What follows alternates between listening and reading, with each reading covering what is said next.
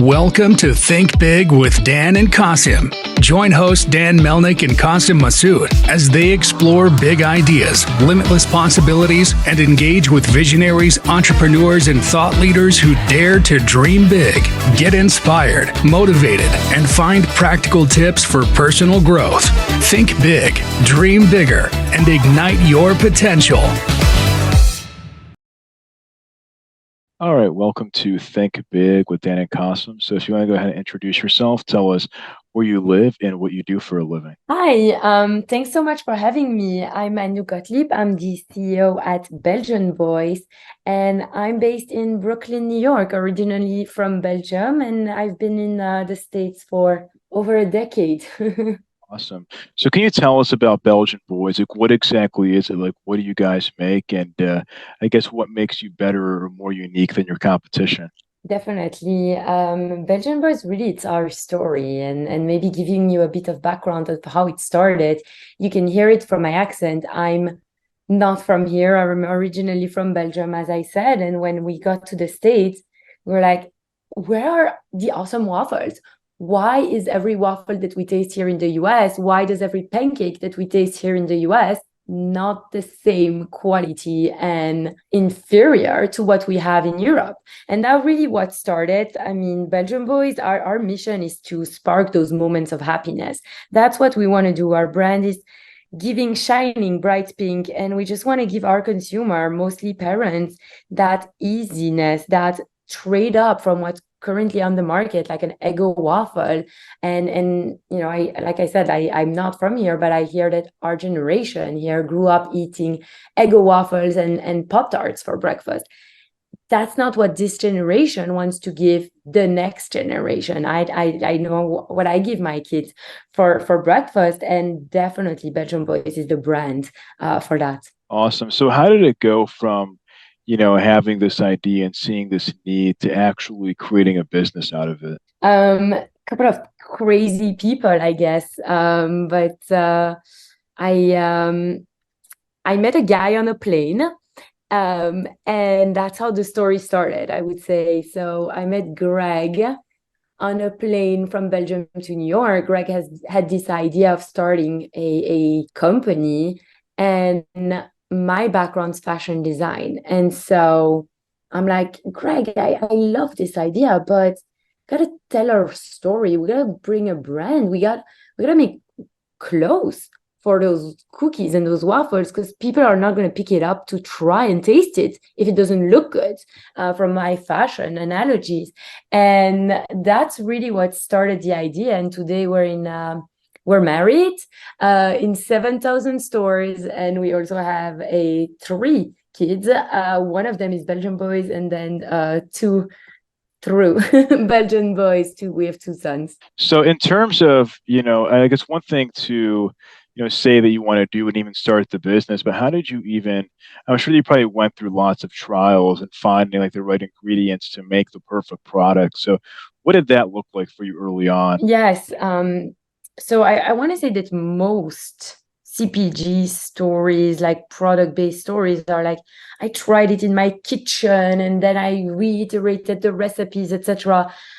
I think we saw things big, or Greg, that's really his area of the business. He leads product innovation, R&D, supplier relationship. That's his part of the business that he runs. And he saw things very big. And when we started, he's like, we got to go to these major manufacturers in Europe and sell them this vision that we believe in. And so we started working with really large manufacturers. I don't know how, but I guess there was a lot of convincing and explaining our dream and what we believed that we could do. And so we didn't go from a kitchen to a commercial kitchen to a manufacturer. Like, for us, we started with that major manufacturer, very small runs, that over the years scaled. But it's, that product, that traditional European product with I would say, international twist on it. Awesome. So are all your products made in Europe, or do you now produce some here in the US as well? So we started with all our products made in Europe, and over time, we've also brought some products domestically, but really taking our time there, because what Belgian Boys is, it's our brand promise is that quality, that superior taste, that quality of the raw materials and ingredients. We're not a healthy brand, but we want to know what goes in our product, right? Like, what do you make a pancake with in your kitchen? Wheat, eggs, flour, sugar, right? Like, those are the ingredients that go. So we just take those high quality ingredients and raw materials, and really, really taking our time to make sure we are working with the right partners that have the right raw materials, that have that right know-how to support our mission and our brand promise to our customers. So as of today, is most of your business direct to consumer, or is it mostly in retail? Like, what does that breakdown look like? So the breakdown is maybe not 100, but close to 100% retail. We are B2B. We work with customers like Walmart, Costco, Target, Publix, and our consumer finds us in the store. That's where we are mostly available. We did try DTC. I think we were on that FOMO wave back in 2020, where we're like, oh my God, everyone's on DTC and we don't have it. Let's set up a Shopify, and very quickly set up that warehouse in a garage and started filling tens of thousands of orders. But fast forward 3 years later, we found out that our consumer is looking to put us in their basket as an incremental, right? If you think about the consumer behavior and what the consumer is looking for in their weekly groceries, and we're definitely a weekly groceries item, right? There is no one that has the luxury, maybe that's stereotyping, but I don't know a lot of people that do their grocery shopping on 15 different websites every week. Like, I'm going to buy pancakes on this website and meat on that website and drinks on that website. Like, that would take a really long amount of time, right? And so most people, just like myself as a consumer, and looking at my behavior, I just go to either one shop or maybe multiple shops for specialty items, or one website, and like try to get the most consolidated in one trip, because of convenience and time. And our consumer in their basket, and that's not what I thought it was when we started. I thought our consumer was buying our product because they wanted to be reminded of when they were in Amsterdam and Paris and blah, blah, blah. And our consumer is buying us because we taste good, because it's convenient, it's quick, it's easy, and it's an upgrade from what's on the market. Our consumer in their basket has eggs, orange juice, strawberries, Nutella, and like chicken breast, which is, and Lucky Charms. And I'm like, that's just like an everyday consumer, mainstream consumer. And when they buy Belgian Boys, it's like a delight. They add it to their basket. It's that every American household Target weekly shopping run on a Saturday afternoon with a coffee in your hand, and just every kid can choose one thing. Like, that's our core consumer. And so if we look at our business, we were trying to solve for the small part of our consumer versus solving for the mass of our consumer. I mean, and if DTC is a customer experience kind of play, it was not a seamless experience that we were offering for our consumer. They had to buy a bundle of 100 for it to make sense for us. Well, our product's quite large, our retail boxes. Where the hell do you put 20 of those in your fridge? Like, it doesn't even fit. And then it was getting perishable, it was getting hot, it was just not good. And so we decided to cut it, to shut down our DTC earlier this year, and focus on supporting our retail partners. 100%. It's interesting because, like, the way that I view, e-commerce, even for CPG, it's like you can look at it kind of like what you're saying, right? If somebody's shopping, for example, on DoorDash or Instacart and getting their groceries delivered, they can order your products from their home. It doesn't have to be shipped directly from you. It can be, picked up from somebody locally and dropped off at their home. Right. And we work a lot with those companies that you mentioned, where the consumer goes and has that seamless experience, but is able to buy a basket that includes more than waffles, pancakes, and cookies. So this conversation is going mouth-watering. We are talking about too much delicious things. So yeah, that's good.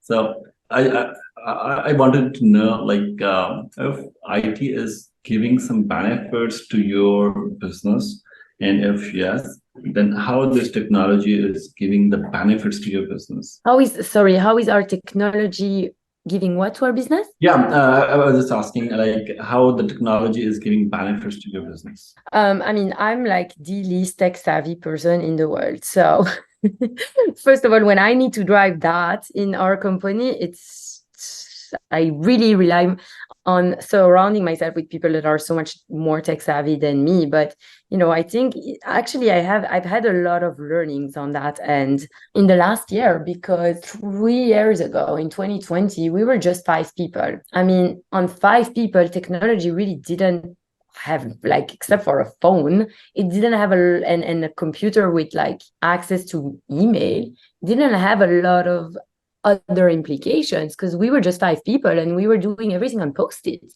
And over the last 3 years, as we grew our team, as we had to grow in a remote environment where we are hiring across the world, and having a 20 plus team. So what if your brand may have an avatar and a superhero avatar, a character who is representing your company, what it could be? Oh, I love that question.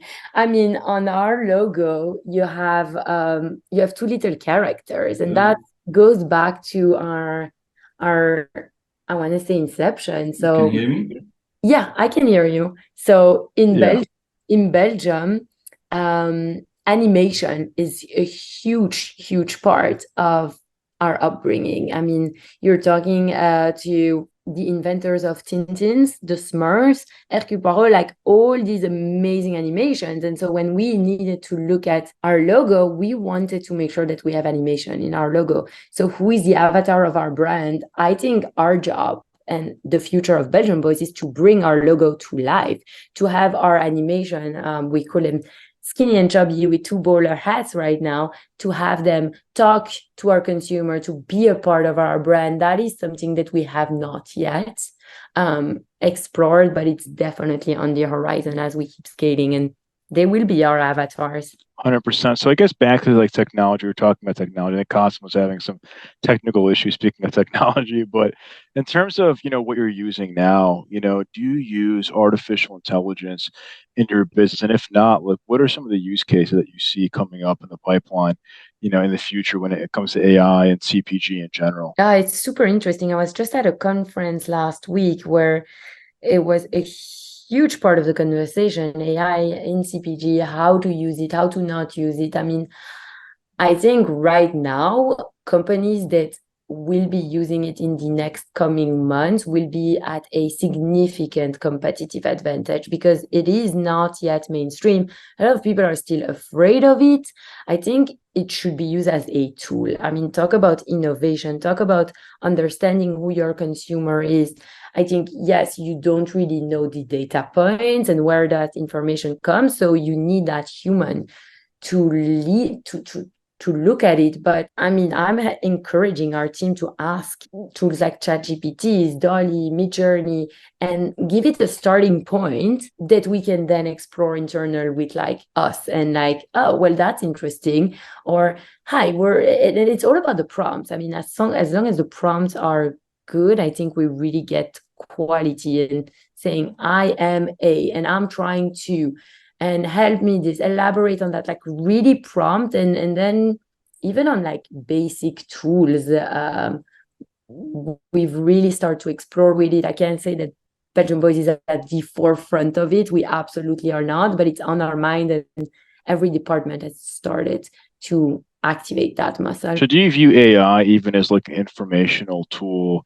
Like, for example, if somebody lands on your website getting information, being able to have conversation that maybe right now are being handled by customer service, they can go and say, oh, like, what is it all about? What's the difference between this and American waffles? Asking these types of questions, Right. They can really understand like the value of your products. Right. I think that's fascinating. And there are, I know that this is so much going to develop over the coming, honestly, years, but even months. Like every day you hear something new there. It's about knowing what works for your business and what is truly going to help your customer understand your brand and be that tool to unlock a brand interested person to a brand loyalist. Makes sense. What would you say is the biggest challenge that you're facing right now in the business? I think it's going to scale. I would say, running a business of 5 people is very different than running a, different revenue, a business of north of 20 people. And it's a different skill set working with more people. There are more layers in the organization. And I think getting prepared for that hyper growth with Belgian Boys is in requires that stabilization of a foundation, which is what we're working on right now, because everything just becomes incrementally bigger.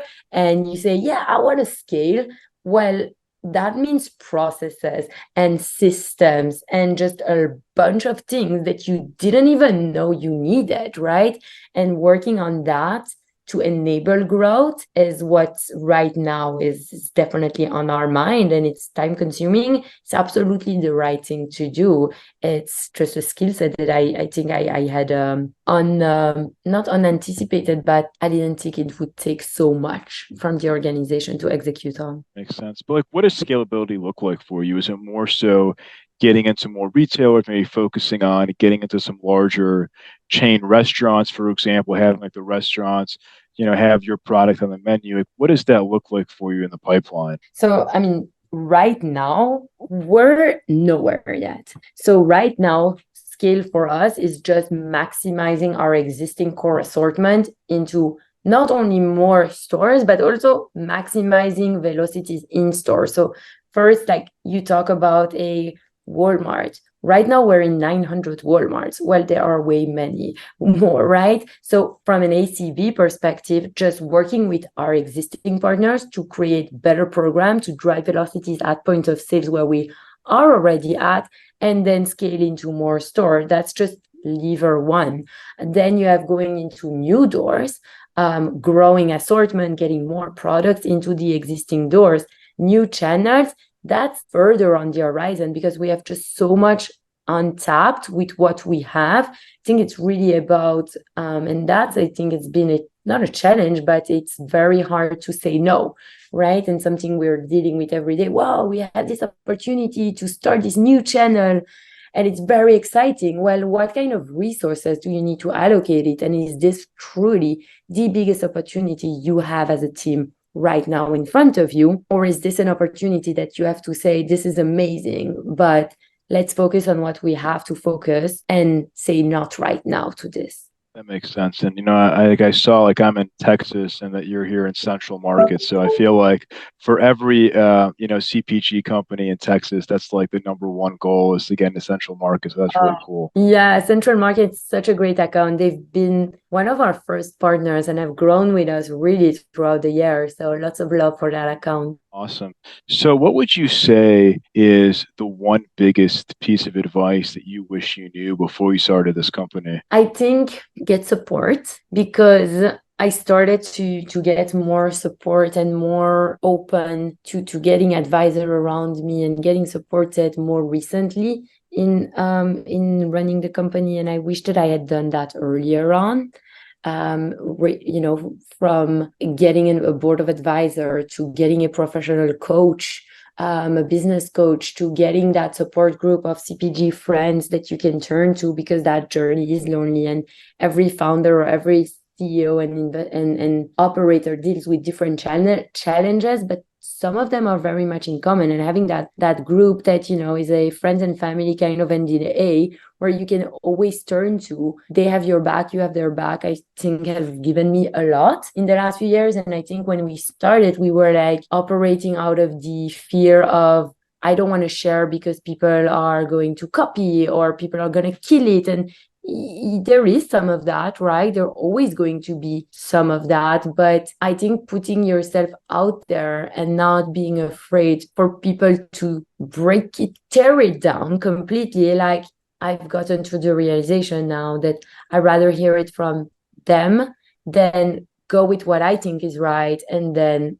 that will cost me a lot. So just sharing with as many people as I can to get that feedback before we actually go and do. That's awesome. Yeah, that's really good advice. So, if we're going to have this conversation again in 1 year from now, where do you expect things to go for Belgian Boys? Well, in 1 year, we've really, really expanded. We've cracked down our refrigerated breakfast as a destination. So we started our business and we presented waffles, pancakes, crepes. Buyer told us that's frozen breakfast. And we're like, what the hell is frozen breakfast? Because coming in from Europe, I'd never heard of frozen breakfast. And ever since 2019, we've really started with baby steps. I'm talking 60 stores to 300 stores to 600 stores to 2,000, like very baby steps in the last 5 years. You wake up, you go to your kitchen. What do you open? The fridge or the freezer? The fridge. So why are baked goods in the freezer versus the fridge? And that's what we are entering this year. The CMA, which is the Category Management Association, they published a case study on how Belgian Boys is pioneering that category, and it's super exciting to by next year, I believe we will have all the accounts that we want converted from frozen to refrigerated and be able to work on that, being a thought leader for this retailer in creating this destination across the retailers for the US consumers, something that just isn't there yet at a lot of retailers. Awesome. And I love how you think outside the box. I mean, that's smart. I think, to your point, lots of people are thinking about putting things in the freezer, but it's definitely not. Like, I have things sitting in my freezer probably for months, maybe even a year plus, just sitting there. So that's a very good way to think about it. I love it. Yeah, definitely. Always in the fridge. Exactly. So if somebody watching this wanted to reach out to you, do you mind sharing your website or just best way to get in contact with you? Sure. So our website is belgianboys.com. You can find our store locator there. We're in about 7,000 stores nationwide. And if you want to reach out to me, I'm on LinkedIn, Anouck Gotlib, and I'm pretty active on that platform. Anouck, thank you so much for your time. It was a pleasure chatting with you. We're rooting for you. Hopefully you can be in even more stores and grow next year. Thank you so much for having me. This was such a fun chat. Have a great rest of your day. Thanks, you too. Thank you. Bye-bye. Bye.